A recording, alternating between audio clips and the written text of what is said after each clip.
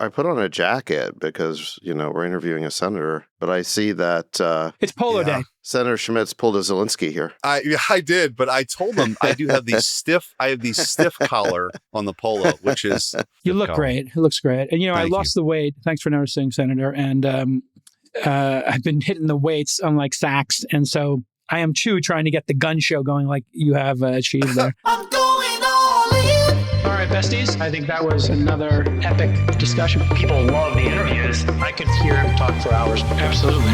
We crushed your questions. Admit it. We are giving people ground truth data to underwrite your own opinion. What do you guys think? That was fun. That was great. I'm going all in. All right, everybody. Welcome back to a very special interview. Yeah, we're doing these interviews here with me, my amazing co-host, and your czar of crypto and AI, the Rain Man himself, David Sachs. David, how you doing, brother? How's your summer wrapping up? Good to be here. The summer ended way too soon. Too soon. So sad. Isn't it? It's just I'm like not zip, ready zip, for zip. it to be over. Kids going back to school, all that. And look, you're a civil servant now. You are working for the people, and the people demand. You're a public servant, yes. And the people demand results. And hey, we have another civil servant here. David, why don't you introduce our guest today? This is Senator Eric Schmitt from the state of Missouri. How did we meet? It was through another former senator, now Vice President J.D. Vance, I believe. That's right. That's right. Yeah. And JD you guys entered the Senate together at the same time. We did, and got to be very close and shared a lot of life experiences, and our freshman group got pretty tight. We go to dinner once a month and try to keep that going now that he's even VP, which is a lot of fun. But yeah, we got introduced through him and have enjoyed getting to know you. And you now have a new book called The Last Line of Defense, which is about your time in your previous job, which was as Attorney General of the state of Missouri. And I remember talking about, before I even knew you, on the All In pod when we were dealing with censorship and talking about that issue, the Twitter files. This is back in, I don't know, this is like 3 or 4 years ago. 2022, I would say. Yeah, 3 years ago now. Time is moving. We talked about the case Biden v. Missouri, which you were the one who brought that case when you were Attorney General. When I met you and then found that out, I knew that we had some views in common, let's say, about free speech and the need to avoid censorship. And you went right at the show me, don't tell me with your fancy speak what's going on. You went directly to discovery. So maybe you could talk a little bit about the approach from the senator from the Show Me State. There were rumors and kind of this feeling people were being censored, but nobody knew exactly how it was occurring. So you had some intuition that if we do some discovery here, there's got to be something under the surface, or had somebody leaked something to you? How did you know to go after this, I guess, was my question. Yeah, and one of the reasons I wrote the book was just to, I think it's easy. The book starts with, in November 2024, the fever broke. And so if you think about the 4 previous years, this was a time of lockdowns and compulsory COVID shots and forced masking of 5-year-olds, but also this vast censorship enterprise that existed that, in my view, was the greatest affront to the First Amendment we've ever seen in the history of our country. And so if you go back in time, right, to in 2022, you had seen, to your point, Jason, you had seen sort of Jen Psaki at the podium talking about, hey, we're flagging this for Facebook. There were rumors of a disinformation governance board with the Mary Poppins herself, talking about how this misinformation and disinformation. Jankovich, I think, right? Right. Wasn't that her name? That they needed to flag this stuff and do something about it. We knew that if they were willing to talk about that stuff so publicly, there had to be something much more beneath the surface. So in May of 2022, when I was Attorney General of Missouri, we sued the Biden administration and sort of this Leviathan of agencies that were working to censor American speech. And we filed the lawsuit, and we knew that it would be, highly scrutinized, be called sort of furthering conspiracy theories, but we knew that there was something there. And a really important strategic decision in the case was, normally when you file a lawsuit like that, you immediately seek a temporary restraining order or a preliminary injunction to get the government or another party to stop what they're doing. But we felt like we needed to get evidence first, right? We had the allegations in the complaint. So we sought discovery, and the judge granted that discovery. And what we found from that discovery was shocking, right? We got reams and reams, tens of thousands of documents, emails, text messages about this communication, the special portals that existed for, these folks in big government to work with big tech to silence Americans. And so it really was shocking. And then, of course, we got to the point where we were able to take depositions. We took the deposition of Anthony Fauci. We took the deposition of Elvis Chan, who was the FBI agent in charge of Northern California that was pre-bunking the Hunter Biden laptop story, even though the FBI had the laptop in 2019, right? So we took the deposition of a CDC official who was basically flagging specific words and phrases that the government would then censor.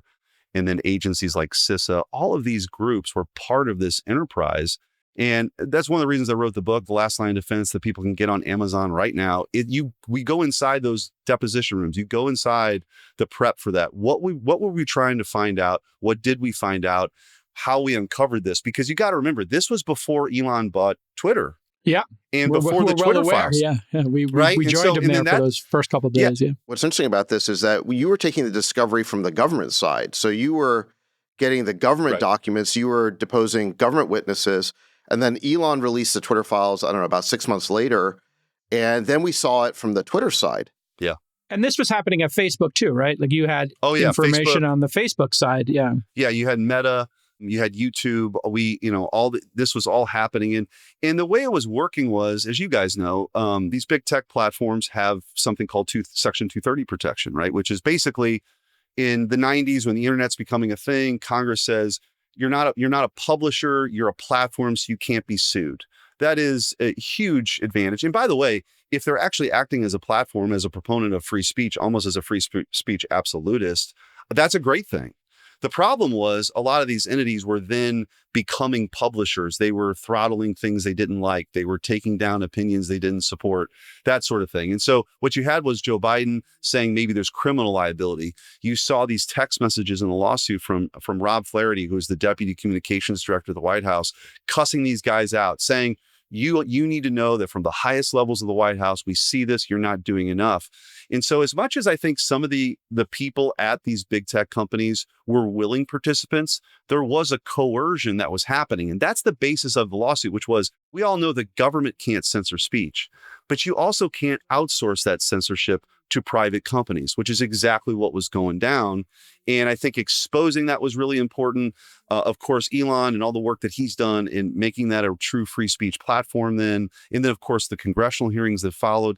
I think all of this has sort of laid the groundwork for this kind of free speech renaissance that we're experiencing. One of the things, when I was in college, in the late 90s, I was always pretty conservative. One thing I was kind of jealous of liberals was that they kind of had the high ground on free speech. They were viewed as sort of like the vanguard, and even the ACLU actually did things like protect free speech. That's all gone now. Like that, there's no, it's about power and control and limiting and labeling things, misinformation, disinformation to suppress speech.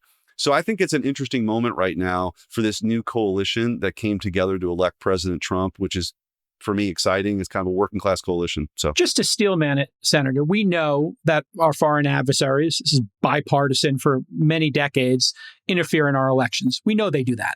You would agree, yeah? They certainly would try to influence. Certainly try, right? And of course, we could be like, hey, is it possible in 50 different states with 50 different set of regulations? Pretty hard to actually tip an election, as we've seen, right? If you look at that, if we steelman a foreign adversary, because this is the cover that they were seeking. Hey, we're doing this to protect America and democracy. But the truth was, they were doing it for their own personal reasons and their affiliation with one particular party. If you just look at the percentage of people who are Democrats at those companies, it's like 80, 90, 95%. So I think we all agree on that. Is there a way for the FBI, for the CIA, for our government to say to Twitter, to Facebook, hey, you've got people here who are foreign adversaries. They're doing something that is against the American public. We need you to monitor this account and take them down. What would have been the proper channel as opposed to setting up a covert back channel where they kind of threatened them? One layer here that I've never heard anybody connect, but when I was listening to your Tucker interview, it just dawned on me. They also put Lena Khan in. Now, Zuckerberg is a cutthroat business executive. He likes to buy companies. That's his thing. And Twitter was known for buying a lot of companies. So now you got Lena Khan saying, we're gonna come down hard on you, not let you buy anything. And at the same time, this other group from the Biden administration is saying, hey, take this stuff down. So they had two really big clubs to threaten these folks. But what would be the proper channels to say, hey, these things are stolen, right? Yeah, there's a difference between sort of making people aware versus the coercion that was happening under the threat of investigations or losing Section 230 protections, right? That was our argument, which was this went beyond informing, and this was about colluding and coercing, which of course then crosses the line of what the government can do, as far as violating the First Amendment. There's also, to your point, there's a couple of things that are happening at the same time here.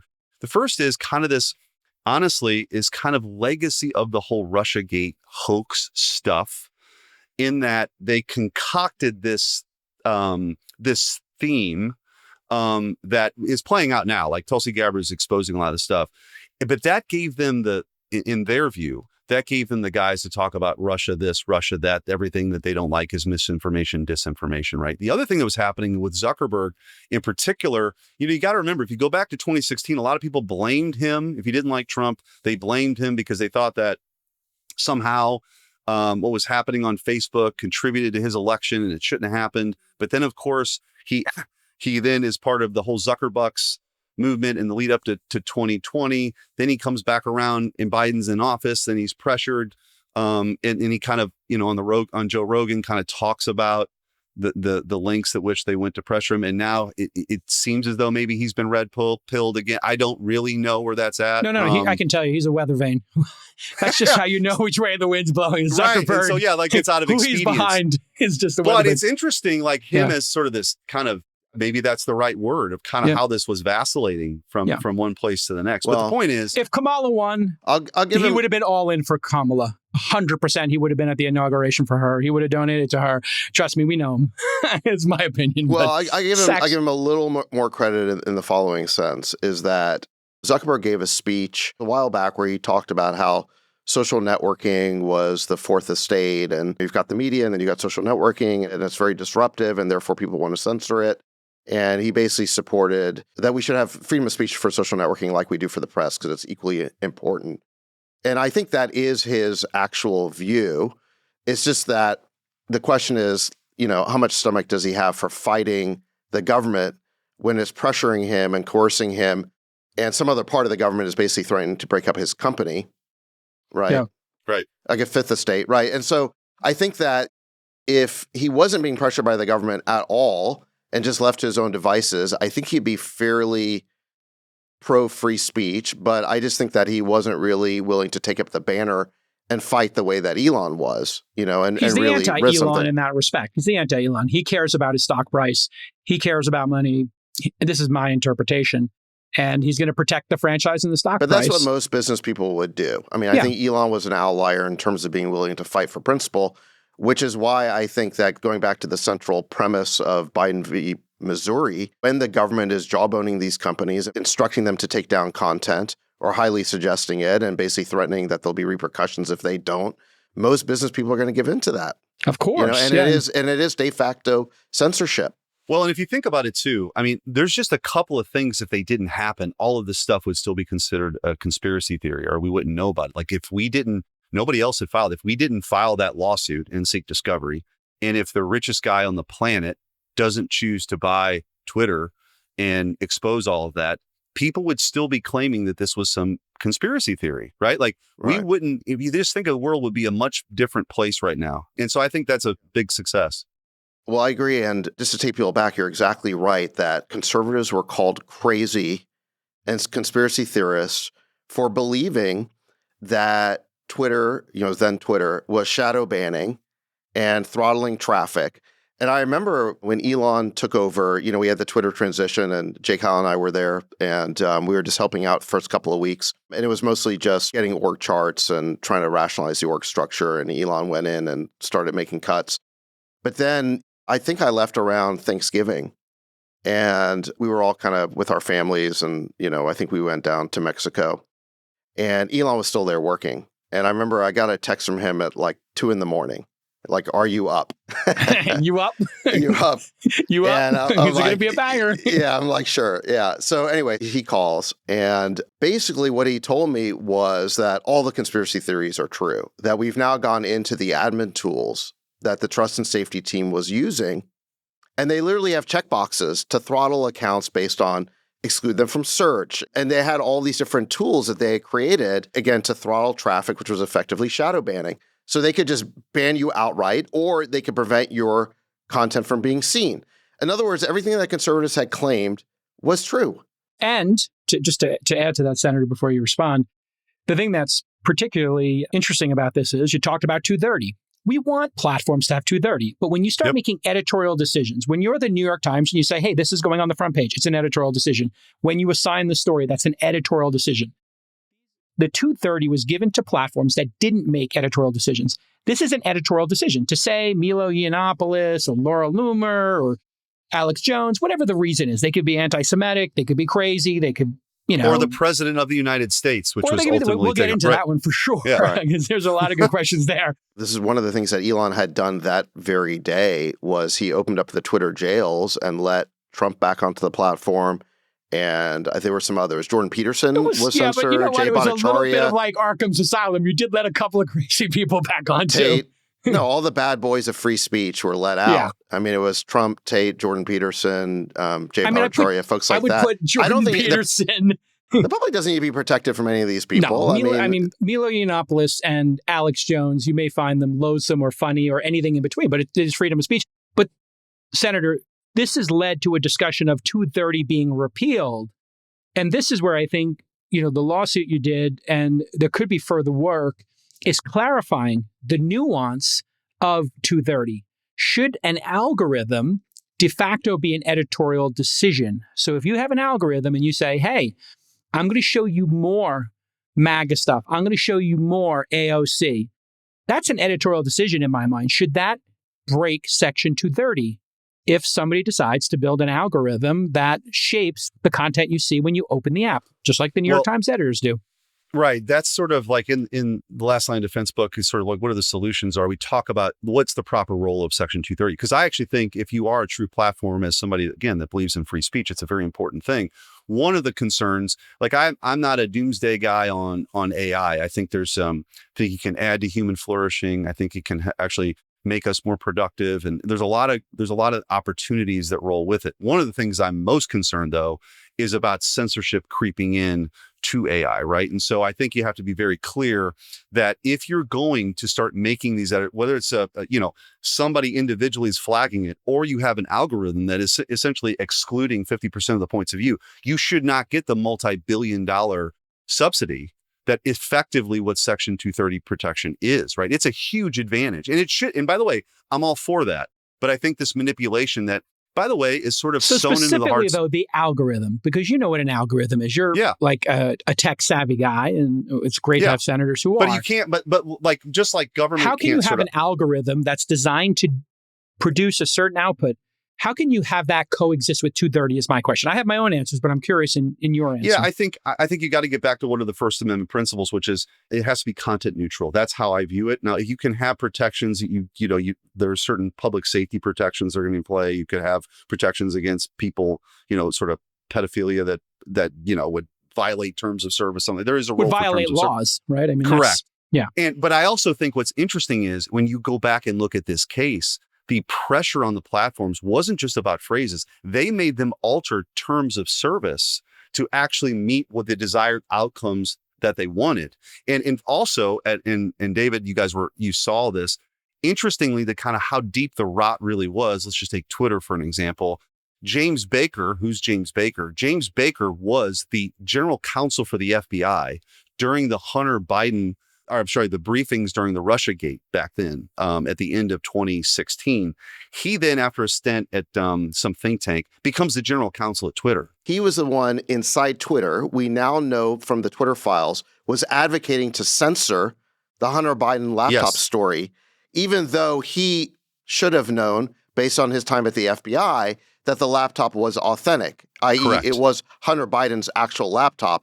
And the grounds upon which that story was censored was that the laptop was Russian disinformation. This was the tried and true tactic for years, is that any speech that was inconvenient and that Democrats wanted to censor, they just called Russian disinformation, even though the Russians had nothing to do with that laptop. And to dig even further into that, what's interesting is, so Elvis Chan, is the guy at the FBI in late 2019, 2020, is briefing the big tech companies monthly, at least monthly. Then it becomes weekly. And we took his deposition in the Missouri versus Biden lawsuit, and it was kind of shocking. You read about it in the book, but like what he talked about was they had the Hunter Biden laptop in November of 2019. The FBI did. They knew it was real.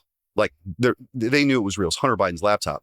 Yoel Roth, as you remember, who was like the integrity guy at Twitter, signs an affidavit with the FEC after a complaint was filed against Twitter, noting specifically that the FBI was telling them that this could be a Hunter Biden. So this wasn't just going to be some random hack and leak operation from the Russians. It was related specifically to Hunter Biden. Senator, in fairness, the Russians did hack Hillary Clinton's email. That was confirmed. And We don't know that. of course we do. The FBI confirmed it. Absolutely was confirmed. I think that's all part of the hoax. Okay. Well, let me give you a couple of reasons why I could see the New York Post. We could see the platform saying if the FBI calls and says it's a Russian hack, and we've had a bunch of Russian hacks before, and the president said, you should, hey, Russia, if you're listening, send me the emails. And you had Paul Manafort be indicted You're like for the last having all person who these still believes connections. in this Russiagate hoax. No, You're but missing let me the key finish my point, which is the laptop was authentic and the FBI knew it was David, authentic. let me finish mine. Let me finish mine, and you can give me the key point and tell me why I'm wrong. There was a bunch of noise around Russia. I think Russia did this on purpose to cause chaos here. I don't think they cared who got in. I think they just want chaos. That's my personal belief. But if you were Twitter and the FBI calls and says, hey, this was hacked, and we have these previous instances of hacking that the FBI has confirmed and has told the world this is what happened, and you have Paul Manafort being indicted, and you have all this other noise, it's a reasonable thing for Facebook or Twitter, in my mind, to say, okay, maybe we wait a week. Maybe this is like the Russians really are doing this. I don't blame them as much. Do you? Well, the truth is, like, there's parallel tracks here. First of all, we know now that that Trump was some Russian asset. All that's totally fake. That's no, he's not an asset. We all agree on that. It didn't happen. But they used that, of course, then to spy on a presidential candidate. That's what Barack Obama did.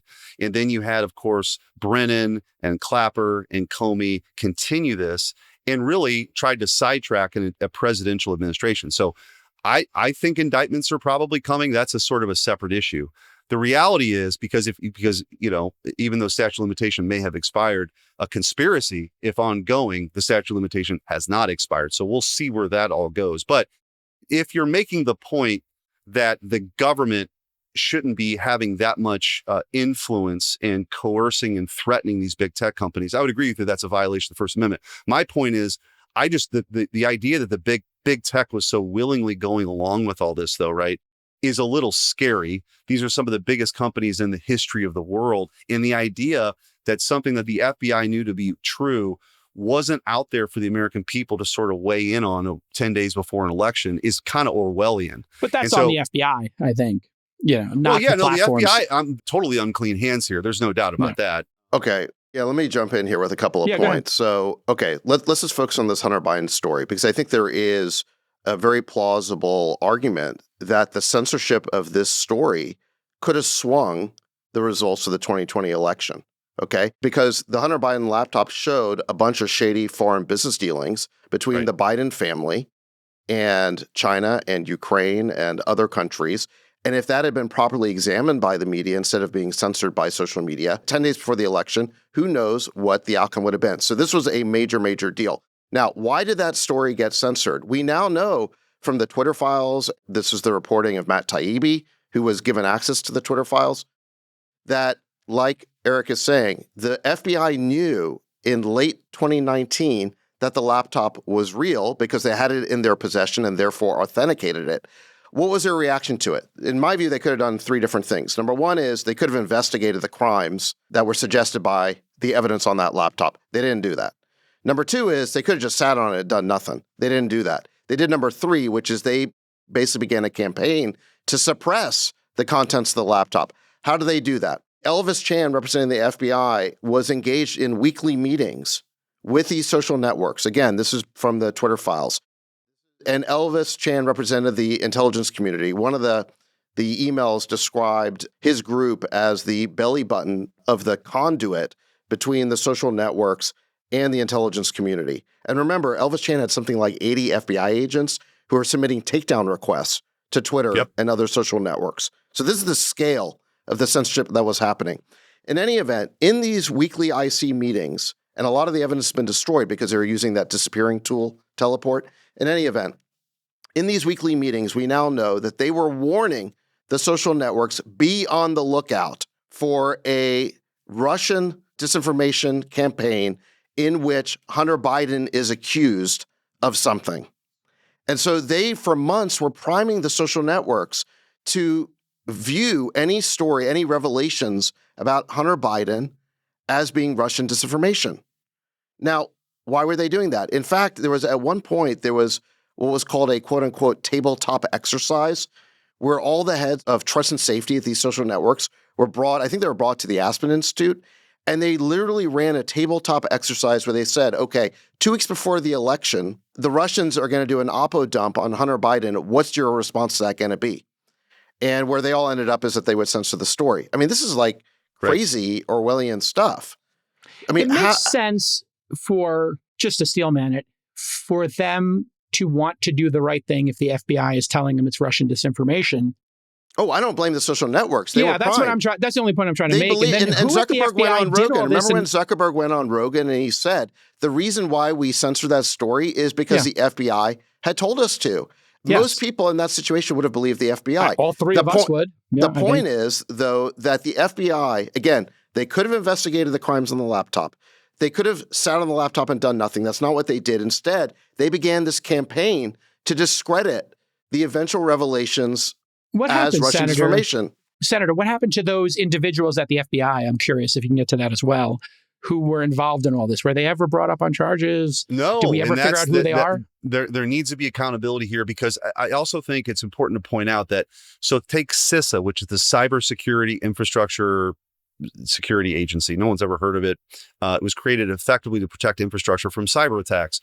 In that era when Trump was president, underground, they work on, under the guise of Russian disinformation, what's called the Election Integrity Project. So they work with Stanford, they work with University of Washington to flag posts, to work with social media companies. Then when you get into COVID, they just flip the switch and turn it on any, if you're questioning the efficacy of the vaccine or you're questioning the efficacy of masks, they turn that around in the American people too. So part of the point that's outlined in the book, Last Line of Defense, which you can order right now on Amazon, the part of the point was exposing all this was a Leviathan. This wasn't just like one person making a phone call. This was all these agencies that were lined up with the regime's narrative, and then working and coercing and threatening social media companies. You will take this down or there will be consequences. And so, the CDC, I mentioned the CDC, what were they doing? The government went to them and said, tell us the phrases that you want us to flag and take down, and then we will work with social media companies effectively, right, to go do that. And so the FBI was involved in this, CISA was involved with this, the CDC was involved with this. And then, of course, when we had the opportunity to take Anthony Fauci's deposition at NIH, that was mind-blowing. It's only the second time his deposition was taken, and we find out all the links at which he went to undermine people like, by the way, Dr. Jay Bhattacharya, who was a plaintiff in Missouri versus Biden with me, to undermine his efforts to say things like, well, natural immunity is kind of a thing still. I mean, they tried to take down this guy's career, and anybody like that who would just sort of question anything other than what Anthony Fauci said. So it really was a time that was wild and crazy, and we can't ever let happen again. That's the sort of the point. And for me, as you guys, I know, believe this I told Jason, first time, long time on the show now. Yeah. The First Amendment really is the beating heart of the Constitution. One of the great tests of this American experiment is our ability to tolerate people's point of view or their expression of a point of view that we vehemently disagree with, even if we think it's dangerous. Like, that's really a big part of what this whole thing's about. And what you saw during COVID in particular was people who never should have had this power were exercising in ways that you would have thought was from another country. You know what I mean? Like, this couldn't happen here, but it was happening here. I don't know if you remember the FOIA lady, literally the person who was supposed to be policing and making sure that things were on the up and up, at the CDC was teaching them, allegedly, how to use hacker speak or their personal email addresses to subvert freedom of information requests. I mean, I'll put allegedly in front of it, but I think this was all, discoverable and it was in the email. She just taught people how to lie and how to subvert FOIA requests. So when you start saying Orwellian, it does feel like this absolute power has that ability to absolutely Eric corrupt. mentioned the NGOs that are part of this Leviathan. I think that is a really important part of it, because I think that one of the ways that the Biden administration was able to kind of create cover for the censorship they wanted is to kind of launder those censorship requests through some of these NGOs, in addition to using the FBI and the IC and their connections to trust and safety. One NGO in particular I want to talk about or ask about is Hamilton 68. Did you look at this at all, Eric? Or remind me which one Hamilton 68 is? The reason I wanted to talk about this one is this idea of Russian disinformation, because Hamilton 68 was another one of these groups. This is all exposed in Matt Taibbi's reporting, where it was set up by another former FBI official named Clint Watts. These former FBI guys are kind of all over. And they claimed that they were tracking 600 or so Russian disinformation accounts or bots. And they claimed to know which accounts these were. And they would put out stories that whenever there was a story that Democrats didn't like, they would accuse the Russians of being behind it, amplifying that story. And this was the source for thousands of MSNBC stories, thousands of CNN reports, and so on, claiming that the Russians were involved in our politics, they were engaging in disinformation. Well, why is this relevant? Well, during the Twitter files, we found out there was Yoel Roth, who you mentioned was the head of trust and safety and definitely not a conservative. There was correspondence inside of Twitter saying, hey, we looked at their so-called API, and these are just regular accounts. And he said, basically, this is all bullshit. I mean, I think he used that word, bullshit. In other words, the whole idea they were tracking Russian accounts was just total nonsense. These were, it was just a random smattering of some were conservative accounts, some were Canadian accounts. They were just random accounts. And so anytime they needed to oppose conservative opinion on an issue, they would just supposedly point to this Hamilton 68 dashboard. Hamilton 68 created this dashboard that supposedly showed this vast Russian influence campaign. It all ended up being nonsense. Well, and I think it's totally created out of thin air. I think there's a long track record of the Russians hacking, including the RNC recently. So, I do think you're painting a very one-sided picture here, Sachs. Maybe it's all bullshit. You think the Russians are not hacking foreign adversaries at all? You don't believe any of it? Russia's got a lot of good hackers in it, and I'm sure they have cyber operations and things like that. But again, that's a little different than saying that the Russians are heavily involved in our elections. I believe that was largely a made-up story. Now, look, do I want to say that no Russian ever was involved in some sort of operation? I'm not going to say that, but we know Hamilton 68 was total nonsense. In fact, it was worse than that. It was a hoax. Okay, it was a hoax. And for years, it was the basis for thousands of stories that the Russians were interfering in our politics. We also know that the Steele dossier was a hoax, and that was the whole basis, once laundered through the FBI and that whole investigation, that somehow the Russians had interfered in the 2016 election. So when you start to peel away all these bogus accusations, Jason, I don't really believe any of this stuff. When I hear the words Russian disinformation, what I hear now is Red Scare. Senator, I'm going to have you chime in here and maybe balance out our two opinions. Obviously, the Russians have been hacking political organizations in the United States and other countries for decades. They did it to the RNC. They did it to Hillary. They do it as a tactic. That is a fact. And also, I don't think anybody thinks Trump is a Manchurian candidate. So you tell me where reality is between these two. The Chinese do it too. There's no question. Yeah, Chinese are big on it, sure. Of course. Yeah. But I think what separates this, though, was that now that we know what we know, I mean, actually, in the documents that were released by Tulsi Gabbard, the director of national intelligence, was that Hillary Clinton was the preferred candidate. They had the goods on her. They had her medical records, all this stuff. So Trump was not like this preferred Putin The Russians candidate. Had all that hacked information. The Russians, correct. Yeah, they had that. And so what was done was Hillary Clinton knew that she had an email problem. And then she works with a George Soros funded NGO, right? They come up with this plan to say, well, Trump is is cozy with Russia. The Steele dossier finds this Oppo, whatever is fake Oppo. Then they, as David said, they launder it through intelligence agents. Then that became the thing. And I think the problem is, and why people have lost trust in a lot of these institutions, in many cases rightfully so, is because they were really weaponized against political opponents and they were weaponized against the American people. And there's going to have to be a sort of a lot of accountability, but I think before people gain that trust back. So I think that was my next question is how do we get past this? Because we're sitting here with like one group who feels, hey, there's all these really suspicious Russian connections to Trump and the people around him. But Jason, can't Then you see there's that this another was group. manufactured? You have to start with some parts the of it are realization. manufactured, yes, and then some parts of it The real. Steele dossier manufactured. It was a hoax. We get it. There's Hamilton 68 and all the stories how based do we on it, get manufactured to- hoax. How do we get to reality where Well, we first can you got to peel trust the back. You got to peel back all the fakeness. Well, I think also you have to accept that the Russians are hackers and don't have our best interests at But why heart, do and I- they well- actually want to come after us politically, David. This I'm idea sure that the they're Russians not, have cyber the operations. senator I'm just sure they told do. us But that they hacked Hillary's, and he knows, and this has all been confirmed. the problem here is that was used as a predicate. Again, this is why it's so jarring. It was used as a predicate to spy. Barack Obama authorizes to spy on a presidential candidate, and then as a predicate, then to investigate a president in waiting, and then as a predicate to try to destroy his administration. It was used and it gobbled up so much time in those first 2 years.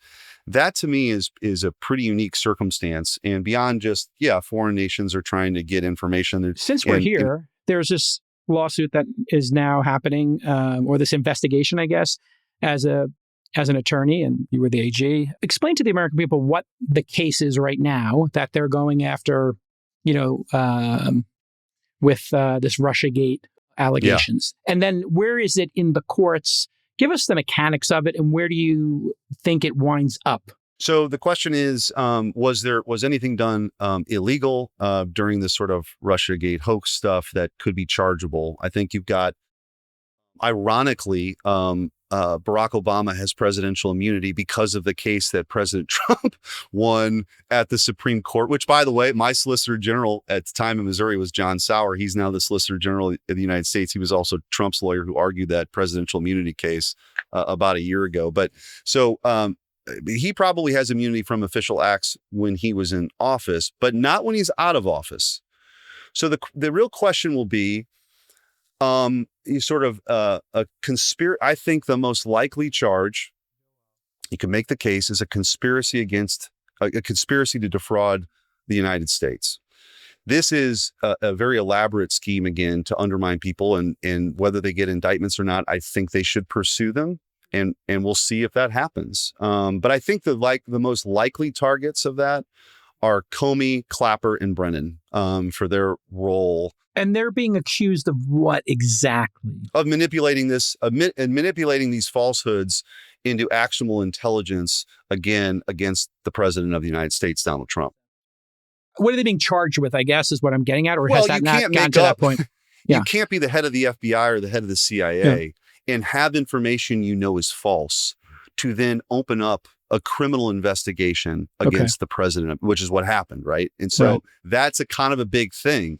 So again, most people would say probably the statute of limitations has run on many of those charges. But again, an ongoing conspiracy is something different. And by the way, the conspiracy doesn't need to involve you from point A to point Z. Once you sort of begin the conspiracy. So again, it just go down this rabbit hole a little bit. Like, what was Jack Smith looking for at Mar-a-Lago when he went down there? Like, he's probably looking for some of the information related to the Steele dossier that they thought that he probably took with him. I don't know that for certain, but that's certainly a plausible explanation. So and again, you have to remember, Jason, that President Trump leaves office. He announces he's running for president in the fall of 2022. 3 days later, a few things happen then. The assistant district attorney in Atlanta in a state case visits the White House counsel's office. The number 3 person at DOJ leaves the Department of Justice and goes work for Alvin Bragg, who then later brings a case against President Trump. Jack Smith is appointed as special counsel, who's in prosecutor world, he's this hired gun. He goes out and tries to put President Trump in jail for the rest of his life. They try to bankrupt his family. So it is very obvious to anyone paying attention that this lawfare that was aimed against Donald Trump was meant to make sure he never got back in office again. And by the way, if he never got back in office again, all the stuff that Tulsi Gabbard discovered and laid out there that Kash Patel found in burn bags wouldn't be out in the open. So much like how we exposed the corruption in Missouri versus Biden, I think that's kind of where we're at right now with This is a Russiagate. big jump, though, because the FBI raid on Mar-a-Lago was because Trump wouldn't give back these specific documents that Right, they but were what were the asking documents for, they were looking for? Right, what were the documents they were looking for? and that he was obstructing justice, and that they were, And that was deleting thrown video out. cameras, etc. And that case didn't get past a motion to dismiss. Right. You're making the jump from that they were looking for something related to the Steele dossier. And Trump could have just given those documents back. So I always wondered in that one, why he just didn't give the documents back? Like, why was he so steadfast He can against them? declassify anything as president, which was the likely scenario, but they did it anyway. I mean, I think But why wouldn't he just, if you were advising him, wouldn't you just tell him, like, hey, just give the documents back? Like, he was in touch with the archivist, and that was an ongoing conversation. And then Jack Smith, with the federal prosecutor down in Florida, moved with guns to seize these documents. Right? I mean, it's very it was unusual. dramatic for sure. I just don't, Right. I just never understood why he just didn't give the documents back. It would just, I know Trump does unique things in the world, and but I would have just given the documents back, which is what every other president did when they were asked to give documents back. Sure. But except remember, Joe Biden, who wasn't ever president, he was vice president, who can't declassify document, had boxes and boxes of classified documents in his garage where Hunter Biden lived. So, he had so no it was idea. kind of a double I love what standard. you're down to now, J. Cal. You started believing that Trump was a Russian asset. He was a Russian never believed spy. that. Yeah, you No. did. You No, were tweeting no. it at the time I for thought we years. should. No, I didn't. I always You thought did. that was like a crazy You've concept. That he deleted was a those Manchurian. tweets, but you did. No, It's I always okay. thought You were fooled by the media. It's okay. No. I always A lot thought of people there were fooled. I said this very clearly on the pod.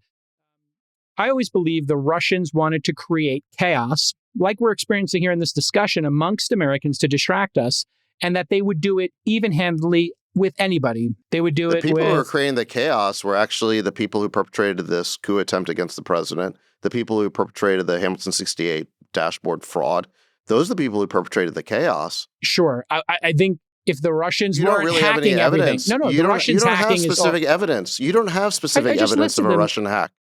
Go I read just- Matt Taibbi's reporting. I just gave This them is to you. refuted. I just gave it to you. The RNC, the head of the RNC said, yes, we were hacked. Our partners were hacked. They explicitly said this. This is all facts, David. But anyway, No, we got the senator here. We can have our Russiagate debate forever. You can tell me that I think Trump's a Russian asset. I don't think Trump's a Russian asset. I think that's insane. But I do think the Russians like to cause chaos. Moving on. Brennan, I believe it was Brennan, and these Tulsi documents that just got released. Here's what I think is so notable about them. I mean, other people may have their own opinion, is that it shows that I think there's a document there where Brennan was like the head of the CIA. Correct. He received an intelligence assessment from the organization in which they said, look, there's nothing to this. It's bogus. We haven't, The Steele dossier, you're saying? not just the Steele dossier, but the whole idea of somehow that the Russians had run this elaborate interference operation in the 2016 election, and that somehow Trump was compromised. In other words, the intelligence analysts did their job and came up with the correct conclusion. And nonetheless, Brennan said that the Steele dossier should be included in the official intelligence assessment because it had the, quote, ring of truth to it. Okay? So he was advised by his own analysts that this was nonsense, and yet he pushed to include it in the official intelligence report. And then that became the basis for opening the investigation. You see how this worked? Allegedly, and we'll find out. He'll have their day in court. I mean, I'm totally fine Allegedly, with... this is what's in the documents. Well, I mean, we'll find out if this is a theatrical exercise or if it's actually going to go to court. What do you think? I think it'll go to court. I think this is, and by the way, I think it's one of the reasons why they were so obsessed in making sure President Trump never got back into office. One of the reasons. I mean, again, in the book, I talk about how there's this an emergency, real or perceived, then you other people, and then you try to silence dissent. I think it happened with COVID. It happened with this anybody that claimed that Russia didn't have, that President Trump wasn't a Russian asset, was a traitor and a Putin lover. I mean, this stuff it's kind of wild, honestly. But I think we're on the other side of the fever dream, but there does need to be some accountability now. This is your first term as senator, I believe? Yes. Yeah, so I was elected in 2022. Yep. I'm curious, one, any great stock tips? Two, because you have to call Are we done on with the one. Russiagate now? Is we're that done what you're Russiagate now. saying? We're just trying to get some inside information from the trade on. Number two, Look, I think one of the reasons why the Russiagate, we can stop talking about Russiagate, but I think one of the reasons why it was so important, first of all, it was effectively a coup against the President of the United States, because these were executive branch officials who owe a duty of loyalty to the elected president. Instead, they were working to subvert and undermine him based on essentially lies and hoaxes and manufactured material. I mean, that is basically the definition of a coup. So I think that is a big deal in and of itself. But I think the other reason why it's such a big deal is I do think that it helped create this intense Russophobia in the United States that has led us to the point we're at right now, which is we are basically in a war with Russia, or at least we're backing Ukraine in a war with Russia. And actually, you heard this at the Alaska summit. I think that this whole Russiagate thing, which we now know is completely bogus, poisoned relations between the United States and Russia for years, because the media kept reporting this bogus idea that somehow Trump was a Russian asset and somehow they had interfered in our elections.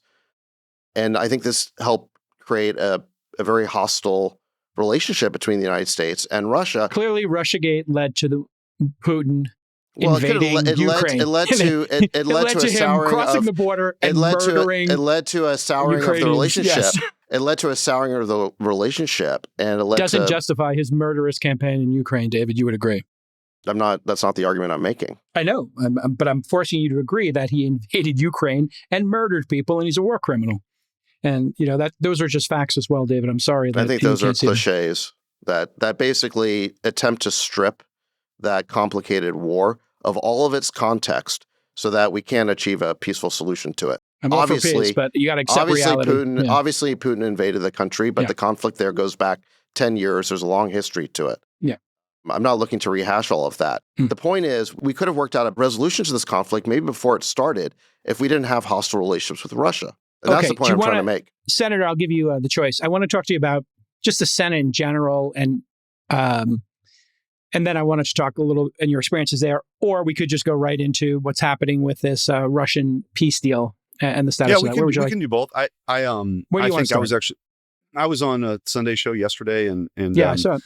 I consider myself firmly in the camp of being an American realist. I think that a lot of the people that are really critical of President Trump's efforts right now have been wrong about foreign policy for a very, very long time. Jake Sullivan included, right, who presided over the disastrous withdrawal in Afghanistan, who basically on his watch, Russia invaded Ukraine. What is their position, Senator? What do you think their position is? Like, well, that's the part of the problem. Why are they so tweaked that he met with Putin, do you think? I don't know, because there is no plan. There's never been a plan. The only plan they ever had is that the United States taxpayer would continue to funnel over $200 billion without a plan. And I had a problem with that in my first couple of years. Vice President Vance viewed the world kind of similarly with that in the same way. I think we ought to focus on our core national interests, the homeland. We have to figure out a way to pivot to China. We have to get our NATO allies to step up in a much more meaningful way. I think one of the great ironies of all this is that these European countries who are going to be in the White House in the Oval Office today, they talk about Putin being this existential threat. Well, they sure don't act like it.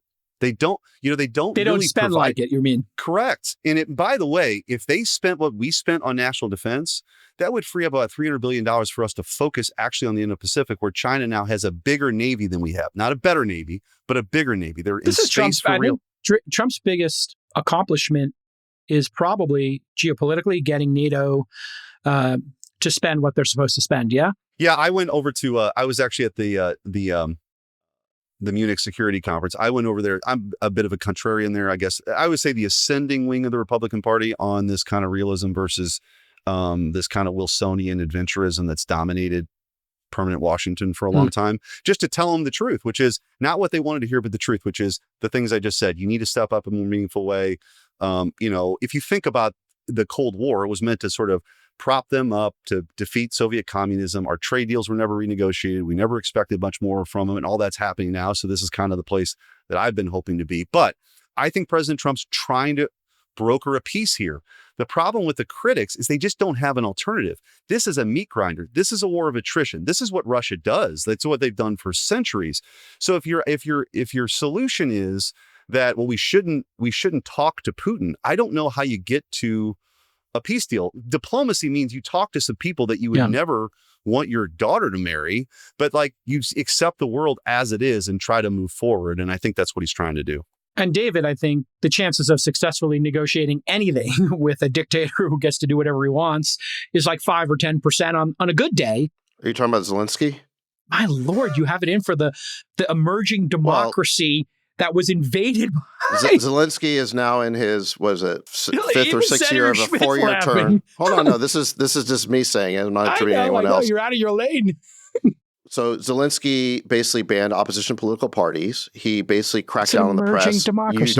You don't get to be a reporter in Ukraine unless you get a license from the government. He cracked down on religion, on the Russian Orthodox Church, priests, nuns, so forth. He's basically seized the assets of his political opponents. And most importantly, he's now in the 5th year of a 4-year term. He canceled elections. So I'm not quite sure upon what exactly you're making these highly moralistic condemnations. I just think the conflict is much more complicated than you would like it to be. And, this whole idea that Zelensky represents democracy, whereas Putin represents authoritarianism, that's not what's going on. Just statistically, you're wrong. If you were to look at any of the ratings of democracies in the world, Russia would be amongst the lowest scores, and the Ukraine would be in the high middle scores compared to the truly free countries maybe like before ours. Zelensky canceled elections, but you have to think twice about that since he canceled elections. Look, there is no democracy. There is no democracy in Ukraine right now. There's just not. Well, they're at war. Okay, fine, but fighting for their lives. But we had elections when we were in the Civil War and we were in World War II. We had elections. I don't know that that's a great reason. Senator, not to have which is elections. a more democratic country, Ukraine or Russia? Russia is an authoritarian regime, but I think David makes some. I will give you one example. When we were so you going can't just answer the question. I know. I understand you're a senator. Context. Just answer the question. You're using J-Cal. You're using democracy as a bumper sticker and a buzzword instead of actually thinking about what it really means. And actually, if we're really going to think about what democracy means, then let's ask what the people of Ukraine think. That's what, to me, democracy means. You actually listen to the people. Gallup just did a survey of the people of Ukraine. Let's put these numbers on the screen. This is Gallup. This is before the Alaska summits. This was not politically motivated in any way. And what they found is that Ukrainians have lost their appetite for war. Support for the war has collapsed. A year ago, support for the war was in the 60s or 70s. Now it's collapsed to 24%. So the vast majority of Ukrainians now want a resolution to the conflict, even if it means making concessions. Yeah, I know. I wouldn't. You can't dispute this. Of course, they've got war fatigue, like they should. This is what democracy means to me: is that we should actually listen to the desires of the Ukrainian people. Russia has 5 times the people, 3 times the people, 5 times the munitions. They have an industrial base.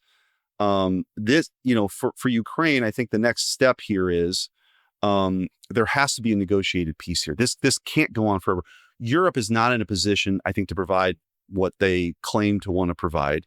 In the United States of America, I mean, part of the problem is, and other people have made this point, that even if you spent, let's just say we wanted to spend another $100 billion, the industrial base doesn't exist to build all of the stuff that they need right now anyway.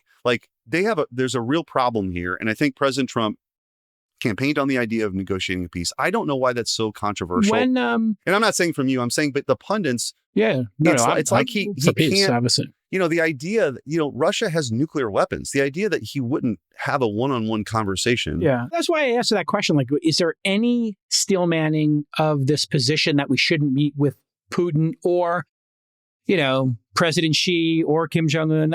We should obviously meet with all of them. It makes sense if we have even a 1% chance of making forward progress. When should the United States, Senator, say, enough is enough, we're out? Figure it out for yourselves. You've got the EU right there. You got Europe. They've got plenty of money. But America's out. If you want to buy some weapons, we sell weapons. That's fine. And I think Trump has done an amazing job of enforcing the loan lease that Biden set these up. So when we keep saying we're spending $100 billion, that's no longer true, right? We're getting all that money back because Trump forced Zelensky to the negotiating table, and we're getting all that money back. But when should we, just so we have clear facts here, that this is not costing the American people, this hundreds of billions of dollars anymore, thanks to President Trump, deft negotiator, I'll give him credit, where credit is due. But when should we, in your mind, step back and say, you know what? Not our problem anymore. You guys figure it out. Because that seemed Vice President J.D. Vance, friend of the pod's position as well. At some point, we have to say enough. And Trump sort of said that too. He alluded to that. At some point, we're out. Are we at that point if this doesn't get resolved this time around, do you think? I think that that's what this phase is all about, which is to give a legitimate peace process a chance. But the idea that we're going to be voting on, I mean, I wouldn't support it, more taxpayer aid to Ukraine for a war that, doesn't seem to look like it's ever going to end and is a blank check is just unacceptable as a senator for a state in the United States of America, right? Like, it's just not.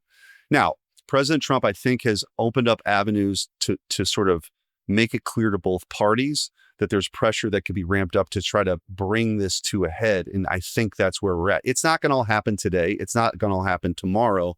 But that's really what this diplomacy in this TikTok age that we live in, I think we think it's instant gratification. But diplomacy is difficult when you're dealing with other countries with their own national interests and their own sort of inner dynamics. Possible we walk away this year from the situation, you think? I don't know. I wouldn't want to put a timetable on. I would not want to get in front of the president who's actually sitting in front of across the table from these world leaders. But fair enough. Look, I think that he's been pretty clear. This is not our war. It's not our war. Yeah.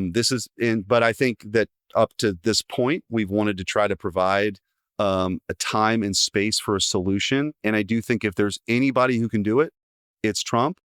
There's nobody else on the planet. I mean, Macron could not broker this. I mean, you know what I mean? Like, so it's the last best hope. My hope is that you do get to a peace process because you're just going to have billions of more people die. And really, what do you think, Sachs? You think we should walk away if we can't get this resolved with this latest volley of negotiations? Or at some point, should the president say enough? Because he seems exacerbated based on his public statements about this. He's kind of exacerbated with the two parties, it seems. Well, look, you're asking me what the president should do, and I'm not on the foreign policy team. Right. I'm not going to venture and wade into that. But is it a possibility? I'll just say this. Listen to what the Ukrainians want. I mean, Zelensky's interests may not be the same as his people's, because as long as there's a war, there's no election. They've canceled democracy over there while the war is going on. And as long as that is true, he stays in power. So he has incentives that may not be true for all of his people. His people want a negotiated peace. And you think if they give up the Donbass and whatever other regions are on the table here, do you think Putin stops here, or do you think we'll see him invade another country? Do you worry about that, Sachs? Do you worry that this is enabling his behavior, his worst demons? I don't think the Russians have the intention to invade another country, and they don't have the capability. Look at how much trouble they've had. We're now 3.5 years into the war. They're definitely winning the war, but they've only conquered this eastern part of Ukraine. They haven't pretty even humbling made it for them, yeah. They haven't made it to the Dnieper. I don't even think they can conquer all of Ukraine, or at least it'd be extraordinarily difficult and resource consuming. So I just think that this thread of Putin conquering or attempting to invade all of Europe, this is threat inflation. That's my takeaway from it, Senator. It's like Putin couldn't even take Ukraine. I mean, agreed. Look, this is part of the inconsistency of the argument that I've heard in the Senate for 2.5 years, which is that he's Hitler, that he's about ready to march through Europe, and we can't be Neville Chamberlain, and this is the moment. But at the same time, he can't get to Kiev, right? Like both things can't be true at the same time. And he's got so again, I think you just have to recognize the realities. Recruiting North Koreans to fight on the front line. I mean, like, what? It's so humiliating for him. All right, listen, Senator, you're welcome on the pod anytime. Great having you here. Everybody buy the book. It's out right now. I don't know if this is the interview you were expecting, but it's great. I talked to him before you came on, and I said, hey, listen, keep it not like a monoculture here, like, Tucker and the senator were high-fiving the whole interview, but it was great. It was a great interview. It's a great Tucker classic. You need to have a little spice here to I love figure the out. Debate. Yeah, I love free speech, which is why I wrote the book. The Last Line of Defense, How to Beat the Left in Court, available on Amazon right now. Yeah, all right, everyone check it out. Everybody buy the book. All right, everybody, see you next time. Bye-bye. Great, guys. Thanks. Great job, everybody. It was fun.